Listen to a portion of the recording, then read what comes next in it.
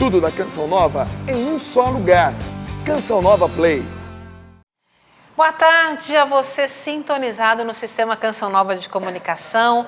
Nós estamos aqui ao vivo, direto de Cachoeira Paulista, São Paulo, para todo o Brasil, além Brasil, né? Onde quer que você esteja, porque hoje muitas pessoas estão nos acompanhando aqui via Facebook também, né? Nós estamos ao vivo, então pela internet nós chegamos em todas as partes do mundo. Então, se você está aí nos sintonizando pela primeira vez, bem-vindo. Nós somos a Canção Nova, né? Uma TV católica que tem como missão evangelizar, né? Levar a palavra de Deus a tantos corações que às vezes já conhecem, mas não vivem, não experimentam. E a quem ainda nunca ouviu falar de Jesus, bem-vindo. Ele vive, né? Ele está presente e nós estamos aí nesse tempo agora favorável da Quaresma, buscando cada vez mais nos aproximarmos do Senhor através de uma vida de santidade. Então, o programa Trocando Ideias acontece sempre com a sua participação. Você pode entrar em contato conosco via Facebook, né? Então tá aí, Facebook/Trocando Ideias. Também pelo e-mail, trocandoideias@cançãonova.com, ou também pelo telefone 12 31 86 2600, que você pode ligar e fazer a sua pergunta, o seu questionamento, ou também mandar uma mensagem de WhatsApp, que esse número também recebe a sua mensagem aí. Então, no 12 31 86 2600. Ou ainda por carta, né? Então, quem preferir pode escrever para a Caixa Postal 57, CEP 12.630, 000, Cachoeira Paulista, São Paulo.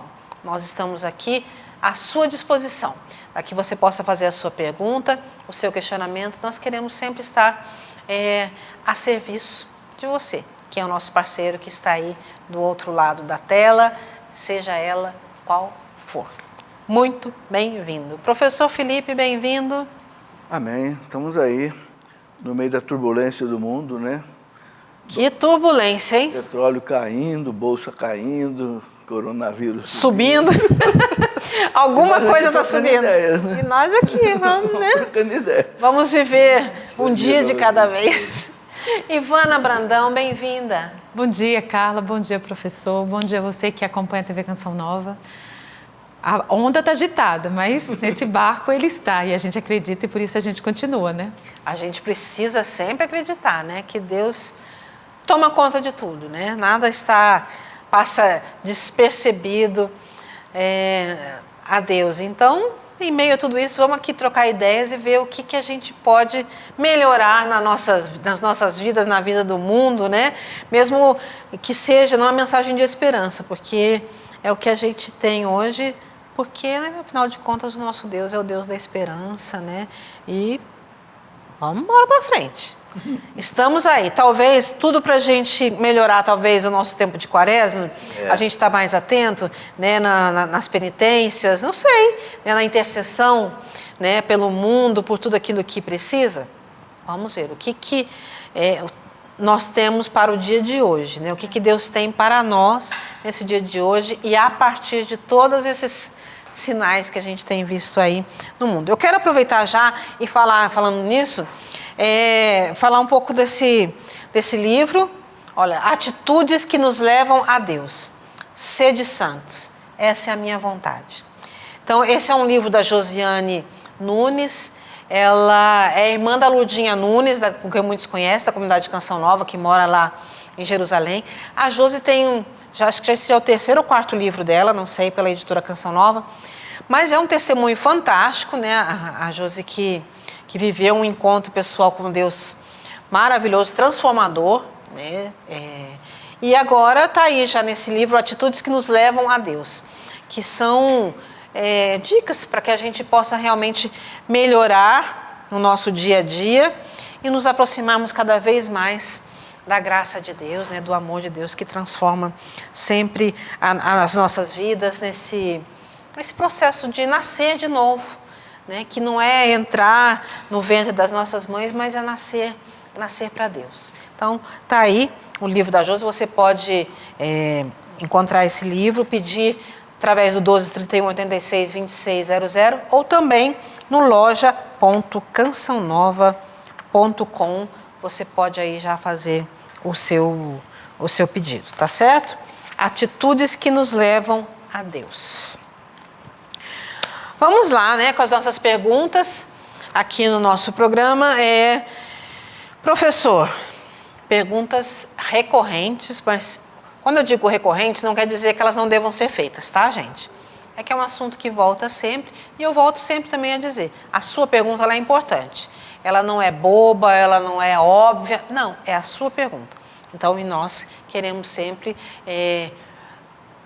te dar a resposta, né, que você, tanto porque você não é obrigado a saber de tudo, então que você está aí perguntando. Mas o Alexandre diz assim: me divorciei do primeiro casamento e me casei novamente no civil. Hoje estou separado e vivo sozinho. Nessa situação, posso retomar os sacramentos ou ainda me encontro impedido? Pode, se ele está vivendo agora sozinho, se vive a castidade. Agora, é importante que ele faça uma boa confissão, porque a situação que ele viveu foi uma situação irregular, né? De ter se casado, só no civil, tendo separado. Faça a sua confissão e tranquilamente você pode viver o sacramento, sim. Não há impedimento nenhum para isso. E se vai continuar, né, nessa condição de viver sozinho, né, de realmente não ter outro relacionamento, né, professor? De estar ali vivendo bem essa questão da castidade também, né? Então tá aí. Ivana, a outra pergunta ela pede para não ser identificada. Ela diz assim: sou ministra da Sagrada Comunhão e aos domingos entrego comunhão aos enfermos. Quero saber se essa pastoral é válida apenas para os acamados, sem mobilidade, ou se também se estende aos idosos, que mesmo se locomovendo, não vão à missa. Então, a Sagrada Eucaristia e a Igreja dá essa oportunidade, né, para os ministros extraordinários da Sagrada Comunhão levarem a Eucaristia aos doentes e enfermos que não podem vir à igreja, né? Por causa da situação de saúde, por causa da dificuldade de se locomover. Então, são a eles que a gente leva a Sagrada Comunhão. Para aqueles que se locomovem, que podem ir no shopping, que podem ir no médico, que podem ir no passeio, por que eles não poderiam vir à igreja? É a grande questão, né? Para participar de toda a missa, de todo o sacrifício. Então, normalmente é dada a Sagrada Eucaristia para os ministros levarem as pessoas doentes e acamadas. Professor, tem alguma coisa para acrescentar? E a gente nota muitas vezes até pessoas em cadeiras de roda, né? É verdade. Cadeirantes que a família leva. Eu me lembro, minha sogra, por exemplo, ficou 2, 3 anos em cadeiras de roda e ela pedia, ó, me levem à missa. E a gente levava. Todo domingo, né, desmontava a cadeirinha dela, colocava ela no banco do carro, abria e ela assistia todas as missas normalmente, né? Então, é uma caridade muito grande que se faz com os idosos que às vezes, por serem cadeirantes, né, podem assistir e devem assistir à missa, né? Porque a missa, a gente precisa sempre repetir isso, né? É a presentificação do Calvário, né? Não é multiplicação nem repetição, é o próprio Calvário que não se esgota no tempo, que se torna presente, né? Para quê? Para, como diz a própria liturgia da igreja, para que se torne presente a nossa redenção. A gente não estava lá no Calvário, mas pode estar hoje. Então, é uma caridade para o idoso, né? E muitas pessoas idosas gostam, né, da missa, né? Além da comunhão. Então, vale a pena, sim, é uma grande caridade. Quem puder ajudar, né? Ajudar aí, participar, então, aí. Professor, a pergunta chegou pelo Facebook hoje, diz assim, o Dino, estava lendo na internet que o número de católicos diminuiu no Brasil e o número de evangélicos mais que dobrou. O fato de muitos padres deixarem a paróquia para animar programas de auditórios em canais de TVs ou redes sociais não está contribuindo para o aumento das religiões pentecostais? Eu acho que é uma soma de fatores que leva ao crescimento das igrejas protestantes, evangélicas, e a diminuição. São vários fatores. Por exemplo, um dia eu fui numa cidade, eu não sei se foi em Minas ou Rio de Janeiro, em que o pároco falou para mim: professor, aqui na cidade nós temos 20 sacerdotes e tem 260 pastores. 260 igrejas evangélicas. Por quê? Porque é muito fácil abrir uma igreja evangélica. E muito fácil, tem algumas denominações que é muito fácil ser pastor só também. chegar, por exemplo, no cartório, registrar tal, né? Às vezes até independe de um outro pastor para poder... A igreja católica não, é exigente, né? Para haver uma paróquia, você tem que ter um pároco, ele tem que ser padre, tem que ter tido 3 anos de filosofia, 4 de teologia, etc. Né? Então, a redução do número de padres realmente é um fator, eu diria assim, social, que realmente leva a isso. Agora, eu vejo também que falta nas igrejas católicas, graças a Deus, que veio a renovação carismática católica, que trouxe um reavivamento espiritual. Né? Mas ainda falta em muitas igrejas, né, um reavivamento para o povo. Né? Esses dias eu ouvi o Papa Francisco falar, né, pedindo aos párocos que façam seminário de vida do Espírito nas paróquias. Sim. O Papa Francisco pedindo isso. Quer dizer, e ele ainda, na colocação dele, ele ainda colocou assim, quando ele estava na Argentina, ele, no começo, ele achava que era uma coisa totalmente errada a renovação, achava que, ele dizia, até falou, não, vocês parecem uma escola de samba dentro da igreja, mas ele disse que depois que ele foi vendo os frutos, ele disse, é uma bênção, é uma grande bênção para a igreja. Então, a renovação trouxe um reavivamento, mas infelizmente, é duro dizer isso, eu não digo assim espírito de crítica, mas tem muito padre que ainda não é renovado na fé. Sabe, tem muita missa, a gente tem que dizer isso, a verdade não tem muita missa que você não entende a homilia que o padre faz. E às vezes eu vejo um pastor pregando com unção, porque ele já fala que na igreja evangélica o Espírito Santo também atua. Claro. Por quê? Porque eles levaram da igreja católica o que eles têm de bom, a fé, a oração, a Bíblia. O Concílio Vaticano II age neles, sim. Então, eu acho que precisa haver mais reavivamento na igreja católica, mais assistência. Outra coisa, né? O protestante, ele atende os irmãos. Isso também é outro fator que facilita, porque como as igrejas são menores, o pastor, ele tem 50 ovelhas ali, ele consegue conhecer cada ovelha, então ele dá uma assistência. Aí vem o ministério que o Papa João Paulo II tanto, o ministério da acolhida. O ministério da acolhida não é só ficar na frente da igreja com um aventalzinho, dando boazinha para a pessoa. Não, o ministério da acolhida é você ir lá na casa do doente. E eles fazem isso.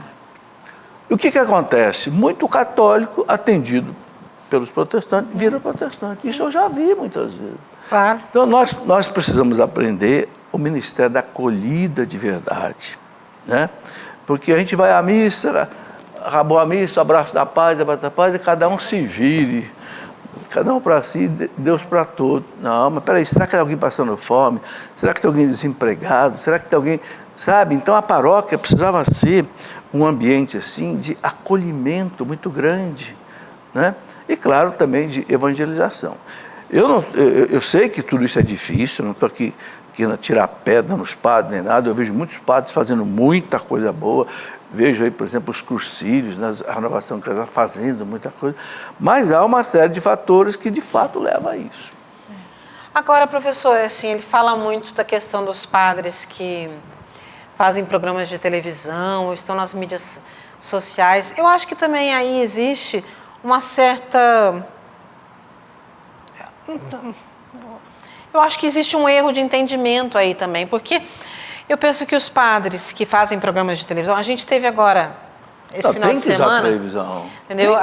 O início do processo de beatificação do Padre Léo.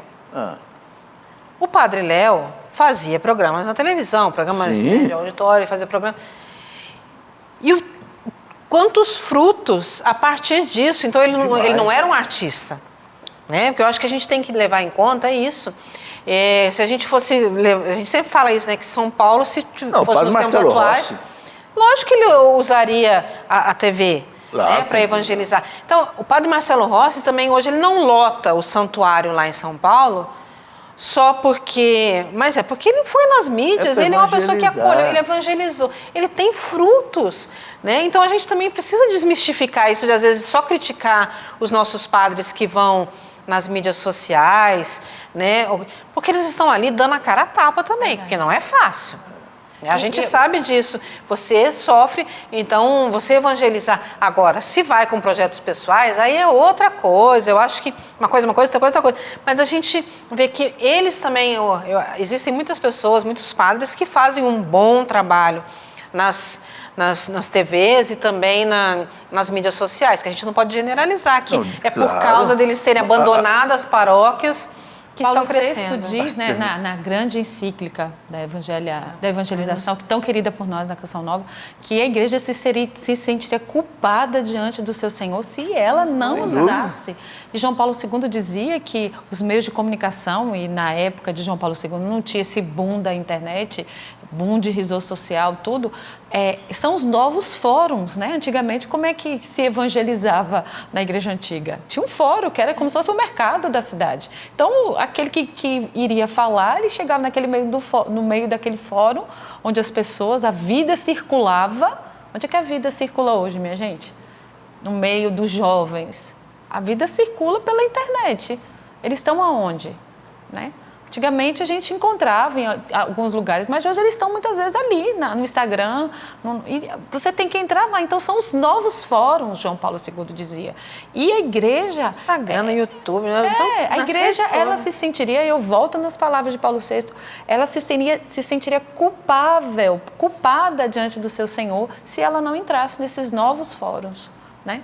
E assim, de lugar de evangelização. E assim nós, pais, né, temos que estar ali e tudo. Eu quero acrescentar uma coisa nisso que o professor Felipe Aquino falou, que é que aqui no Brasil existe paróquias, eu conheci alguns padres que falaram para mim, partilharam comigo, hoje, como pároco, eu sinto a necessidade de sair da pastoral clássica, né, que era, eu batismo, caso, faço as exéquias, mas passar, vamos dizer assim, para um mais, a minha paróquia precisa se tornar evangelizadora. E quantas paróquias tem? São José dos Campos mesmo, paróquia, se eu não me engano, do Espírito Santo, né, que tem as células de evangelização. Então, experiências que fazem isso que o senhor diz, professor, que torna a paróquia, que de fato era assim a igreja nascente, essas pequenas comunidades onde a gente conhece o outro, porque de fato numa paróquia enorme, viva, grande, né? Não tem como um pároco, 2 padres, 3 padres conhecerem todo mundo, né? Então, assim, o desafio não é só do padre, o desafio também é de quem é cristão e que... Os batizados, nós todos Eu lembro somos. uma vez que uma vez eu entrevistei um cardeal e eu fiz aquela pergunta clássica. Quais são os desafios da evangelização no pleno século XXI? Ele olhou para mim e falou assim, não tem desafio nenhum, o desafio são os evangelizadores, porque a cultura, a época sempre foi difícil. Ele olhou para mim e falou assim, pensa, Pedro e Paulo evangelizando a Roma, entrando naquela sociedade, aquele negócio era difícil. O problema não está na sociedade, o problema está em nós, essa qualidade que a gente tem que ter de evangelizador. Então, assim, o problema não é só do padre não, minha querida, o problema é de todos nós. Eu sou igreja, tu és igreja, somos igrejas... Então, é nosso problema. Velha história dos batizados não são evangelizados e não evangelizam também. Isso depende muito de nós leigos, exatamente. Porque, como eu falei, a quantidade de padres no Brasil é muito pequena, né? Enquanto que a Polônia tem um padre para cada 1000 poloneses, no Brasil é um padre para cada 10.000 brasileiros. Quer dizer, então é muito difícil. Agora, então isso aumenta a responsabilidade de nós leigos, sermos preparados e sermos evangelizadores. Vamos lá, é a nossa missão também, mão na massa, né? Ser sal na massa também, não só a mão, mas ser sal na massa. Verdade. Sal e fermento, vamos lá. Ivana, a Cristina diz assim, sou de Campinas, eu sinto muita dificuldade em rezar o terço. Sinto que na hora que estou rezando, uma batalha espiritual, uma coisa difícil, pensamentos desencontrados e dúvidas que vêm a todo momento. Amo Maria. Quando acabo de rezar, sinto a paz. mas na hora tenho esses sentimentos. O que eu posso fazer? Continua a rezar, Maria. Não desiste, não. Você está num bom caminho. Eu ia perguntar para você, quando é que é fácil a oração? Olha, essa batalha mesmo. Então, não desiste. Reza, seja fiel. Recite o texto. Te dê meios, né? Medita cada mistério, reza Ave Maria meditando cada mistério. Talvez coloque ali diante de você uma fotografia, um retrato daquele mistério que você está, uma imagem daquele mistério que você está meditando. Mas não é isso mesmo, você está no ótimo caminho. Oração é batalha e é dessa forma. E que bonito é que você já diz os frutos que você colhe dessa oração. A paz, né? A fidelidade gera isso. Então, é isso mesmo, você está no bom caminho. Tenha medo, não. É verdade. O catecismo da igreja, Ivana, fala o seguinte, é o combate da oração. A oração é um combate. Por quê? Porque, primeiro, que o pecado original enfraqueceu as nossas faculdades, né? A inteligência, a liberdade, a vontade, a memória, né? Então, nós somos enfraquecidos. Segundo, que o demônio faz tudo para a gente não rezar, sabe? Santo Afonso de Ligório dizia, o demônio sabe que uma pessoa que reza está perdido para ele. Ele domina quem não reza. Quem reza tem a força de Deus. Agora, então, é um combate. Que combate é esse? Ele procura fazer você não rezar, rezar mal, se distrair na oração, não ter perseverança, né? Então, é um combate mesmo. No combate você tem que estar preparado, você tem que estar disposto, né? Tem que estar armado. Isso é muito importante, né? São Francisco de Sales dizia o seguinte, antes de rezar, não começa a rezar direto, se prepare. Primeiro, ponha-se na presença de Deus. Segundo, peça a inspiração do Espírito Santo para você rezar direito, porque Ele intercede por nós, segundo, né, com gemidos inefáveis, né? Ele ensina a gente a rezar. Terceiro, ele fala, peça perdão dos seus pecados antes de começar a rezar. Aí você começa a rezar, né? Então, isso também é importante. Sabe, a nossa vida espiritual depende da oração. Santo Afonso, de novo, dizia, quem reza se salva, quem não reza se condena. Não é Deus que condena, eu me condeno, porque eu não conto com a graça de Deus, sem a oração você não tem graça, então aí fica difícil. Então é isso mesmo, a oração é um combate, a gente não tem que se iludir, não. A gente já falou aqui, hoje no programa passado, a gente tem que ter um cardápio de oração. Eu vou rezar isso daqui todo dia, chova ou faça sol. Aí a gente persevera na oração. Exatamente. Tem que criar essa rotina, né, da gente. Falando em oração, professora, aqui, ela não se identificou também, diz assim, uma curiosidade. Se eu pedir intercessão a um santo ou a Nossa Senhora, eu posso estar, digamos assim, importunando os santos com tantos pedidos de uma graça que tanto necessito, pedindo e rezando todo dia? Não, pode pedir à vontade. Deus quer que a gente peça a todos os santos do céu. Não fica importunado.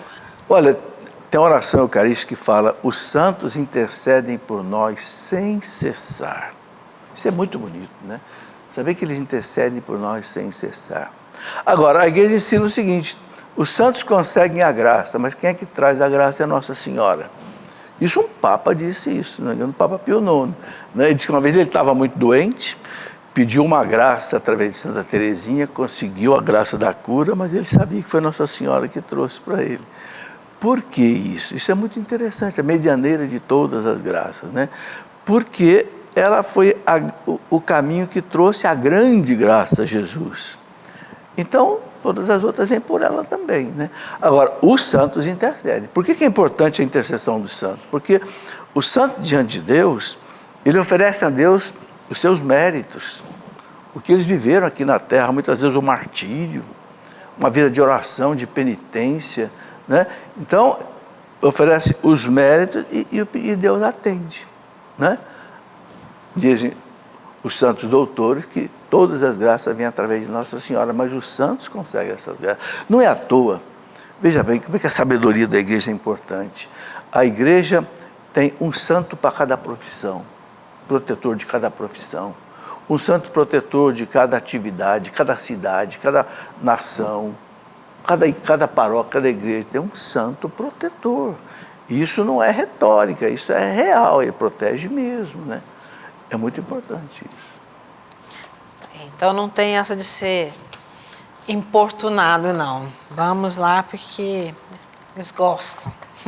Aqui na Canção Nova, tudo aqui tem nome de santo, não tem? Tem. Cada local aqui, não é, por exemplo, né, tem o santuário, tem, né, capela tal, tem, veja que tudo tem nome de santo aqui, as coisas, né?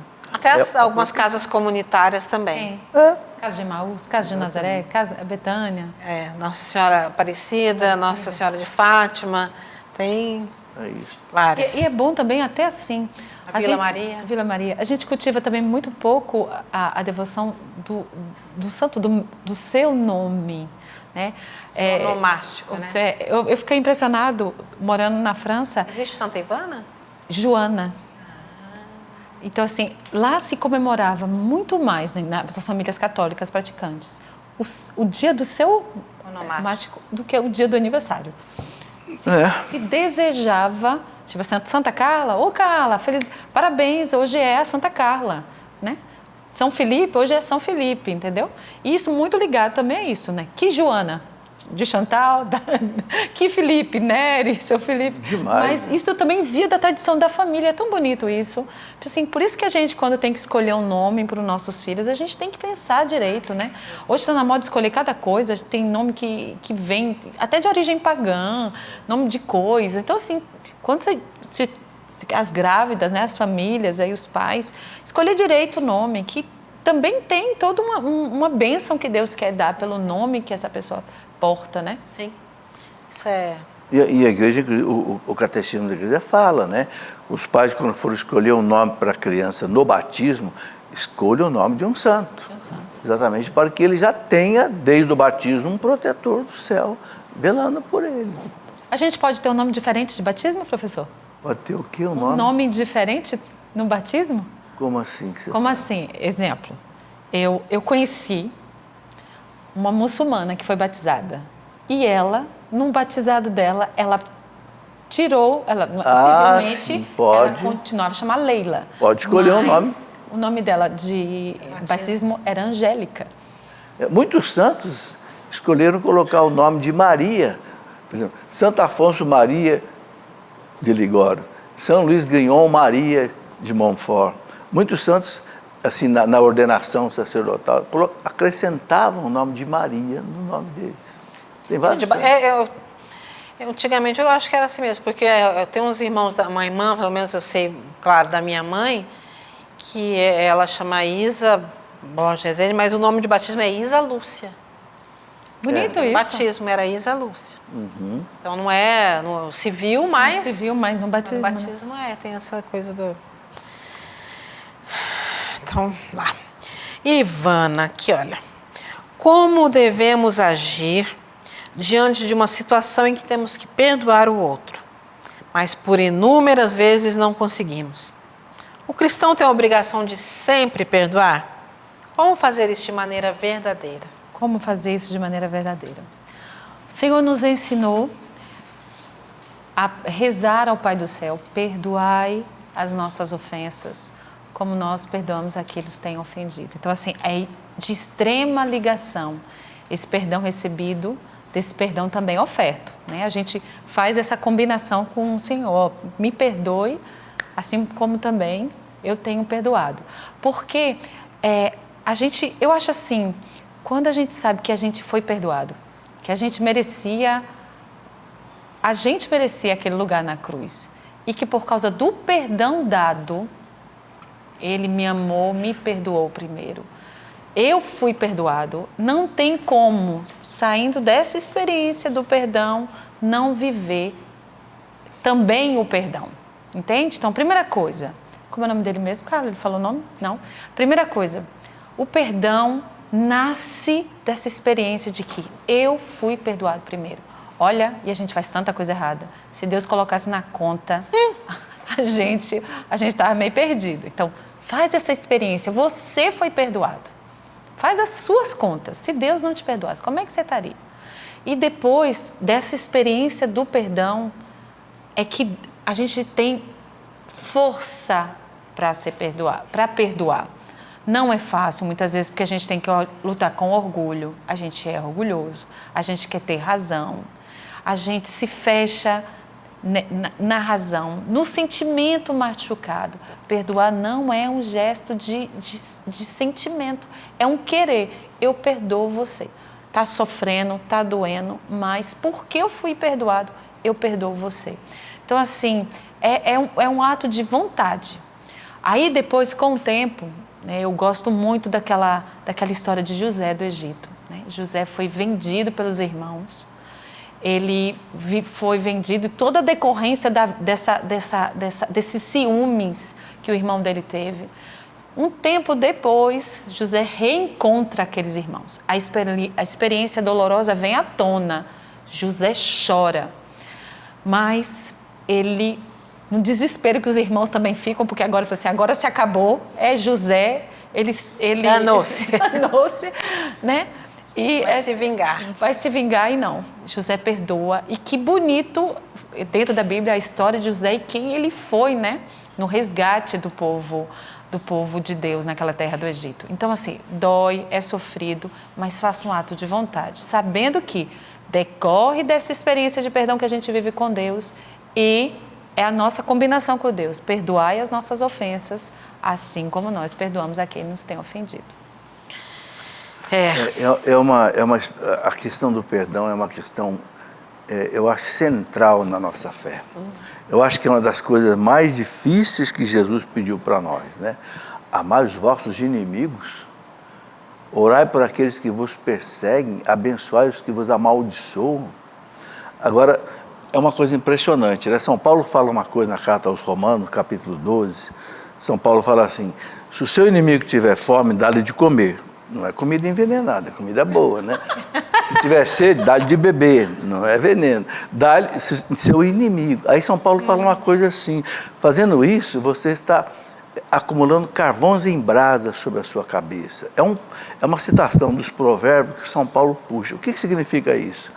Quando você consegue perdoar o inimigo, você derrete o coração dele. Carvões em brasa sobre a sua cabeça. Né? E a gente vê, por exemplo, a história mostra por que aquele centurião romano se converteu diante de Jesus. Este é verdadeiramente o Filho de Deus.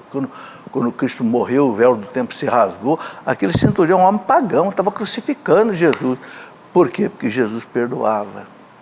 Vai perdoar, ele não sabe. Então, acumulou carvões em brasa sobre a cabeça daquele homem. Santo Estevão, por que Paulo se converteu? Paulo chefiava o apedrejamento de Estevão. São Lucas fala. Paulo era aquele fariseu que odiava os cristãos, que tinha carta dos doutores da lei dos sacerdotes para perseguir os cristãos em toda a Judéia. Ele chefiava, esse cara tem que morrer, esse cara está... Né? E Estevão, meu senhor, não leva em conta o seu pecado. O que aconteceu? Paulo saiu dali e encontrou com Jesus no caminho de Damasco e se converteu. É muito difícil perdoar, porque o fruto do perdão é muito grande. Quanto maior é o fruto de alguma coisa, mais difícil é você fazer essa coisa. Por exemplo, você tem um bom médico, você gasta 10 anos de estudo. Ninguém vai ter um médico que com 2 anos de faculdade, não. Tem que ter 6 de faculdade, mais 4 de especialização para ter um bom médico. O que é bom, o perdão, ele realmente, ele transforma tudo. Por isso que é muito difícil. Aí só tem um jeito. Você não consegue perdoar sem a graça de Deus. Verdade. Você não consegue, porque é antinatural você ser ofendido e você amar, né? Mas é aquilo que Santo Agostinho dizia, né? O que é impossível à natureza é possível à graça de Deus. A graça de Deus vira a natureza, potencializa a natureza e você consegue perdoar, né? Então é isso. Quem precisa perdoar, precisa primeiro rezar. Precisa, né? Tem uma história de Dom Bosco muito interessante, né? A mãe dele veio trabalhar com ele, aquelas crianças, um dia as crianças quebraram toda a horta dela jogando futebol. Ela falou, vou embora, Dom Bosco, não quero mais saber dessa turma, não. Dom Bosco chamou ela, mandaram olhar para o Cristo na cruz. Ela olhou bem, vou ficar. Vou ficar. Ficou. A mãe Margarida ficou lá com o Dom Bosco. E sabe, tem que ter... Eu já tive experiência de ter que pedir perdão para alguém, situação muito difícil, mas eu só consegui porque eu rezei antes, pedi a Nossa Senhora antes. Tem que pedir, senão a gente não consegue. Não consegue, na verdade. Mas é isso, a gente decide. Tem que fazer. Eu decido. A nossa pedir parte perdão, e a parte eu faço de sempre. Deus. Mas sem a graça eu não sou capaz, né? Não Aquilo vai. que a gente também falou semana passada a respeito desses riscos que a gente corre hoje de querer resolver as coisas da nossa maneira, mas não vamos conseguir. Sem a graça não é possível, né? A gente pode tentar dar o passo, mas eu preciso também da graça. Então eu decido e vou rezar para que eu consiga pôr em prática. Olha, eu tenho essa experiência. Quando você quer perdoar, Deus te dá essa força sobrenatural. É porque são duas coisas. Uma coisa, a gente precisa saber pedir perdão e outra coisa, saber também perdoar. Às vezes a gente que ofende a pessoa. Então você tem que ir lá pedir perdão. Também não é fácil. Eu vou lá na casa da pessoa pedir perdão. Segundo, também muitas vezes eu tenho que perdoar porque eu fui ofendido. São duas situações e as duas são difíceis. Então tá aí, mas é possível, né? Então vamos exercitar. História, pode contar mais uma história? Pode. Desculpa, eu vou ficar esticando. Tem uma história de um santo alemão chamado Hofbauer, era um santo redentorista. E ele era um padre assim meio nervoso, e ele tinha um orfanato de crianças que ele cuidava. Um dia, isso está na vida dele, na biografia. Um dia ele entrou num bar, numa taberna, o povo bebendo e tal, e ele chegou numa mesa e pediu uma esmola para as crianças dele, né? E um sujeito que estava lá, estavam jogando baralho, carta, bebendo vinho e tal, um falou para o outro assim, ô Kalinski, era o nome do Kalinski, você não falou que quando você encontrasse com esse padre aí você ia acertar as contas com ele? O Kalinski falou, sim, disse sim, e vou acertar agora mesmo. Passou a mão no copo, encheu a boca e despejou na cara do padre. Que o padre já quase que pronto para avançar nele, o povo esperando, né, o circo pegar fogo, mas aí o padre acalmou, enfiou a mão no bolso, tirou o lenço, enxugou o rosto. Aí falou para o Kalinski, seu Kalinski, o que eu merecia, você já me deu, eu sou um pecador. Mas faz o favor, dá uma esmola para minhas crianças não tem nada a ver com isso. Ele quebrou o Kalinski, está na vida dele. O Kalinski foi para casa, de noite, bateu na janela do quarto do padre, o padre abriu, o padre veio trazer um saquinho de moedas, né, de ouro aqui para suas crianças. E passou a ser um colaborador dele. É isso que São Paulo fala, quando você consegue dar o perdão, você amontoa carvões em brasa. Está lá na carta de São Paulo aos Romanos, capítulo 12, veja ali. Né? É muito bonito isso. É algo realmente, eu vejo assim como algo que está no centro do cristianismo. Né? E é extraordinário. Né? Os mártires morriam perdoando. Ai, Deus, dai-nos a graça. Dai-nos a graça. Eu quero lembrar a vocês que a Canção Nova, para quem nunca ouviu falar, ela vive da providência divina. O que é isso? Nós vivemos da doação. Assim como esse santo, né, a Canção Nova, com todo esse sistema de comunicação, vive da doação dos nossos sócios, daqueles que são os nossos, que nós chamamos de sócios evangelizadores, que são benfeitores, pessoas que acreditam, né, e partilham conosco dessa alegria de evangelizar, porque a gente sabe que quem ajuda uma obra de evangelização também tem os méritos de missionário, né, de um evangelizador. Então, você que nos ajuda está conosco nesse desafio de evangelizar. Nós agora, neste mês de março, estamos aí já no dia 10 e com 24% do total arrecadado no necessário para 28? 28? Então, 34 hoje. calma, gente. Calma, vamos lá. 34%? Não. 24%. Eu não estou ficando biruta, será, Léo? Ah, meu Deus do céu. Tá bom, gente, depois a gente... Mas nós estamos aí com o nosso percentual, mas sabendo que nós precisamos muito ainda, né, para chegar ao 100% de evangelização.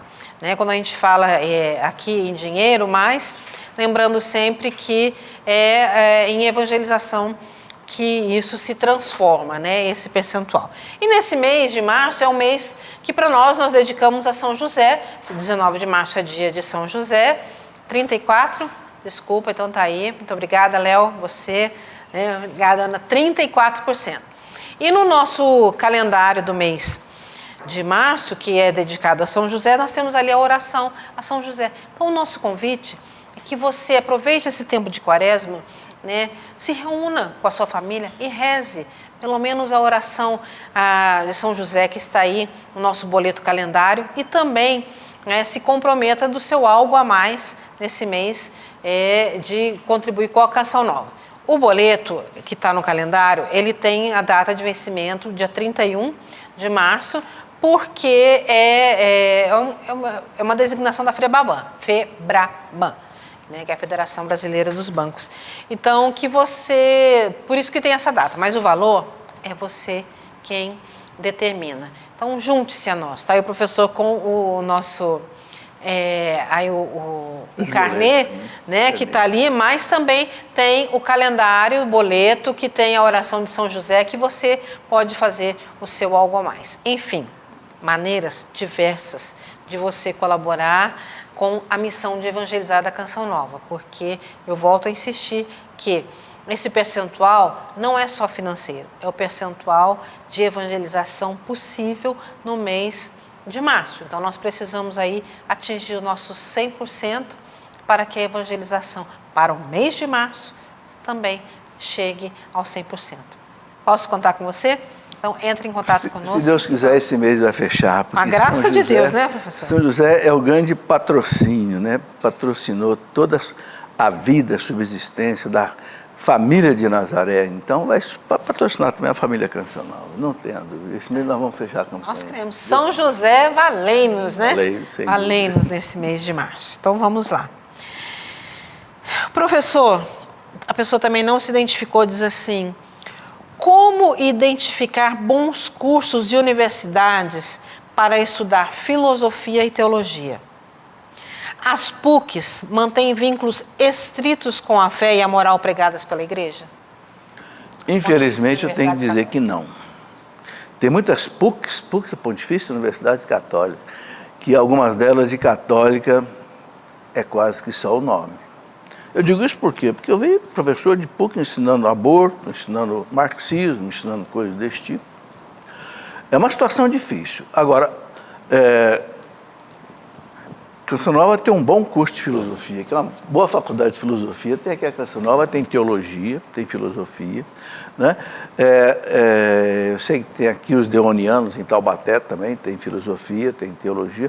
Tem que procurar. Eu não sou um especialista nas faculdades que existem hoje, mas é preciso procurar, sim. Procure ver, olha, qual é o currículo do curso. Cada faculdade tem as ementas de cada disciplina, tem um currículo. Procure ver. Pelas ementas você já vai ter uma boa referência. Procure saber quem são os professores, entende? Qual é a linha que a faculdade adota. Isso é importante, especialmente em filosofia e teologia, porque são ciências humanas, né, que facilmente pode fugir, né, de uma ótica cristã católica boa. O senhor falou da Deoniana, na Canção Nova eu sei, né, porque a gente está aqui, mas tem várias faculdades que não são, como a Deoniana, que a gente pensa muito em seminário, né, em formação de padre, mas que tem a teologia para leigos também, né? Tem, com diploma do MEC, tudo direitinho. Conhecido como... Diploma reconhecido pelo MEC, a própria Faculdade de Canção Nova, os diplomas são reconhecidos de filosofia, teologia. Hoje, com a internet, tem uma facilidade da gente fazer uma pesquisa melhor, né, a respeito dos cursos e do que está por detrás de cada faculdade, né, de cada curso desse. Mas está aí umas indicações. Ivana, a Antonieta diz assim: eu tenho problemas de relacionamento familiar em casa. Grande parte deles ocasionados por intromissões de parentes próximos em nossa vida. Como cristã católica, existe alguma conduta que a igreja me indique para solucionar essa questão? Vamos lá. Vamos pegar da nascente do casamento. Que é uma questão complicada mesmo. Quando a gente casa, a gente deixa a casa dos nossos pais, né? O homem deixará a sua família e vai se unir à sua mulher. Olha, a gente tem uma sabedoria enorme nisso aí. Eu atendi uma vez um casal onde a sogra era muito presente dentro da casa. E presente fisicamente, mas também presente financeiramente. E ela se sentia, fazia a nora se sentir obrigada a algumas coisas. E uma das coisas que dentro do aconselhamento que a gente foi feito precisa cortar esse laço financeiro. Por quê? Porque cada família precisa ter o seu lugar, precisa ser família nascente. Lógico, a gente abre as nossas casas para a grande família, né? Sogro, sogra, primos, cunhadas, noras, tudo, né? Mas a gente precisa resguardar essa família que nasce, né? Porque é importante.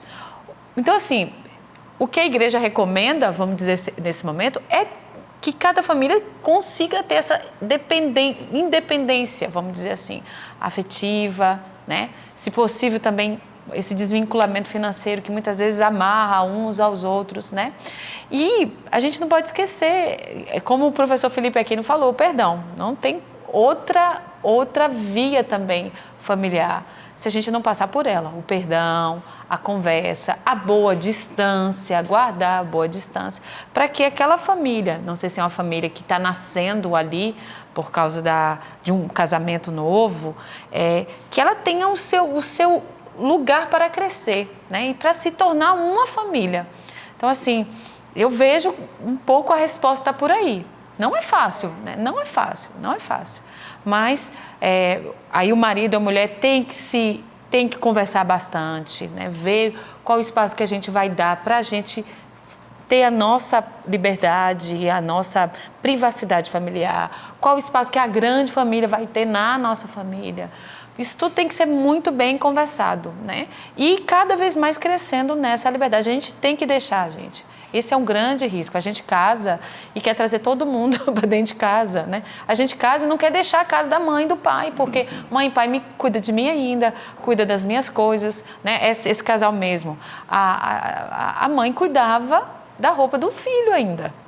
A mulher não podia nem cuidar da roupa do esposo dela.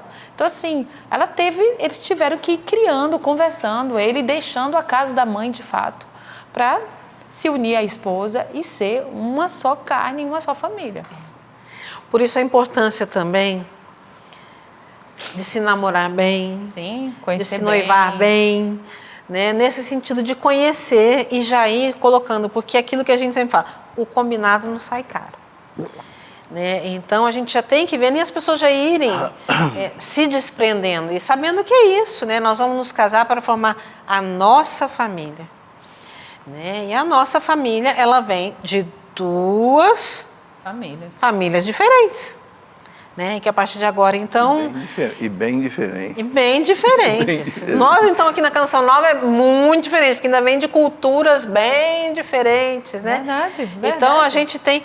E isso é importante, a gente conhecer a família do outro e é que às vezes a gente não entende, quando a gente fala em delimitar espaço, acha que é implicância, e não é. É o respeito e pela formação, e é isso, é marido e mulher que tem que estar ali, ó. Nós deixamos, não foi só eu que deixei, eu e o Cleto, eu tenho que deixar, né? A Ivane, o Valdir, o professor e a Zila, deixamos. E a partir de nós somos uma outra família e viver bem isso. Né? Hoje eu fiz um estudo sobre um professor no curso que eu fiz, que a gente fez um estudo sobre paternidade e maternidade. E ele pegou a figura de Abraão.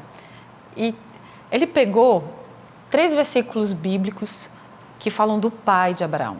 E aí ele decorreu. Abraão só conseguiu virar pai quando ele deixou a casa paterna. Porque o professor, é impressionante, ele foi mostrando que o pai, pelo nome que deu ao filho, que não sei o que, ele queria ter um poder até na geração da família. Então, Abraão só virou pai depois que ele deixou a casa de Terraque, seu pai. Então, assim, por isso que a gente vê a importância. Muitas vezes, para homens e mulheres não crescem e não assumem verdadeiramente, porque não deixaram e se tornaram uma só carne, uma nova família.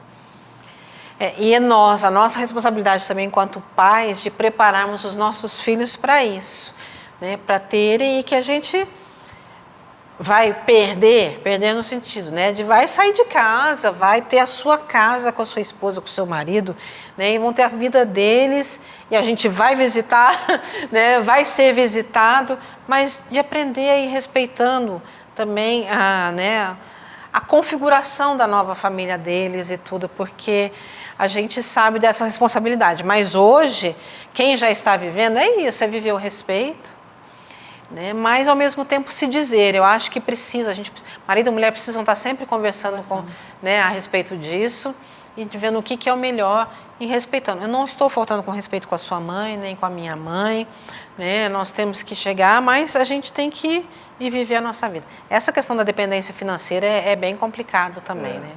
Ela pode ser por um tempo, se está precisando, é uma necessidade, lógico, mas, né, de ficar isso fixo é um negócio muito difícil.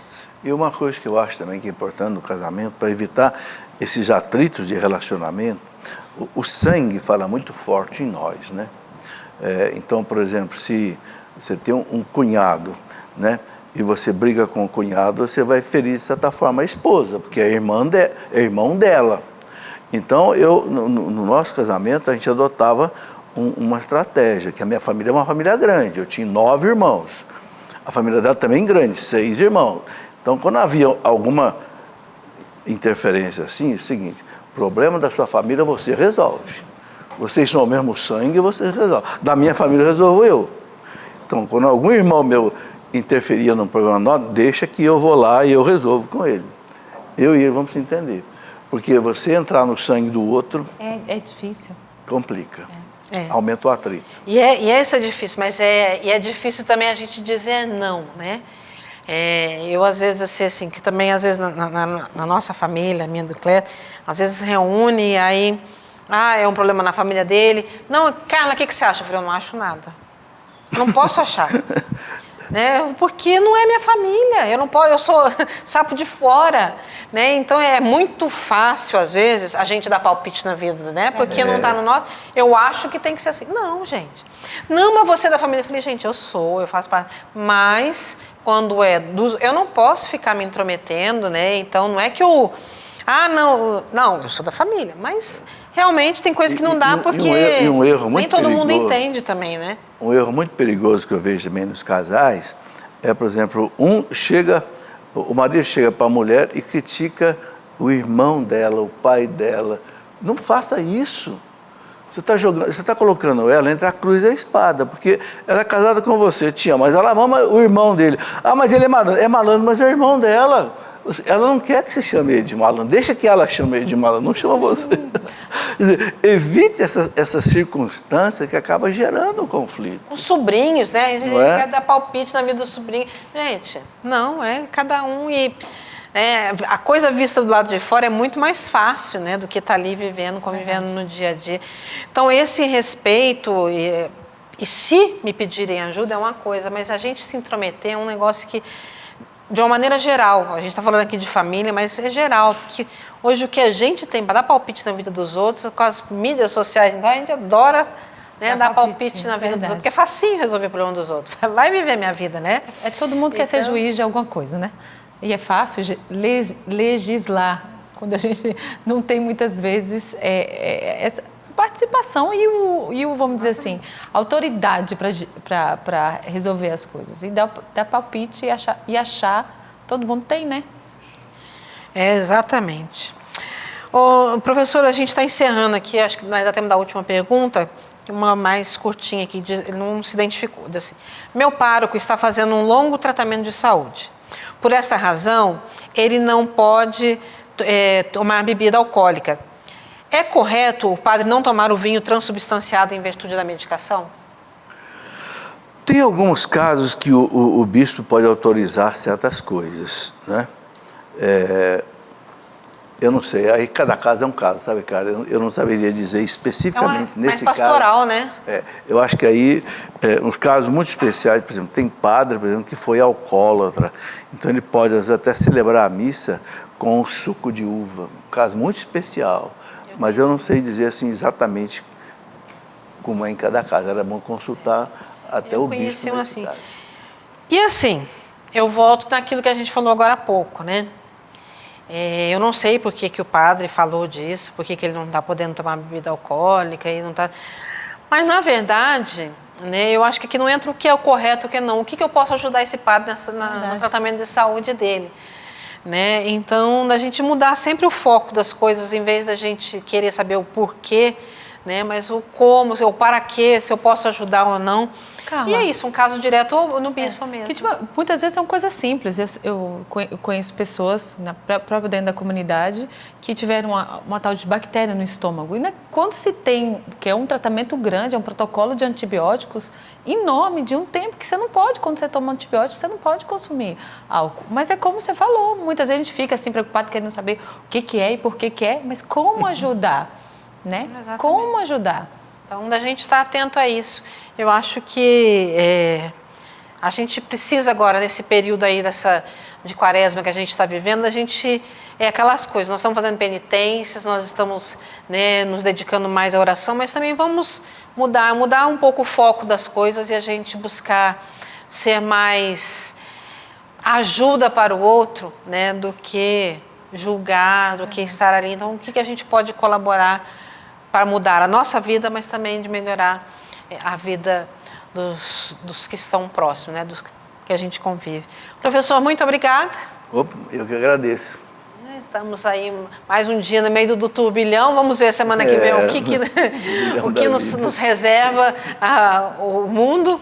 Ivana, obrigada. Obrigado, Carla. E lembrando de uma coisa, em vários turbilhões que a humanidade já viveu, a resposta da igreja foi sempre a oração. Então, assim, nesse turbilhão que a gente está, né, não nos esqueçamos da oração. E oração simples, uma recitação de um texto, oração de um pedido de socorro a Deus, para rezar por tanta gente, né, que está vivendo momentos difíceis de saúde, essa instabilidade mundial que a gente vive decorrente a essa situação de saúde tão complicada e tão questionadora.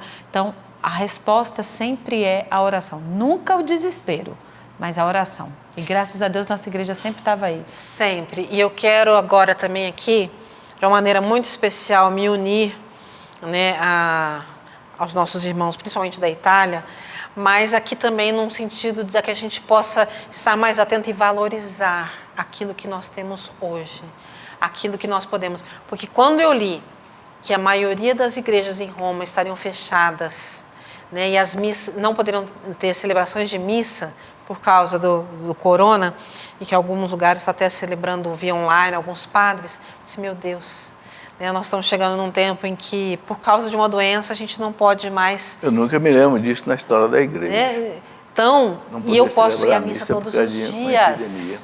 Né? Aqui a gente pode ir à missa todos os dias. E por que então da gente valorizar isso que a gente pode hoje? Porque eu tenho certeza de que quem não está podendo hoje sente e muito. Então vamos nos unir a esses irmãos, né, e a tantas situações assim. Tá certo? Mas é tempo de conversão. Mas vamos lá, vamos batalhar, porque a gente tem muito ainda por fazer nesse mundo e aí levar Deus a tantas pessoas. Deus abençoe e a gente se encontra durante a programação da Canção Nova.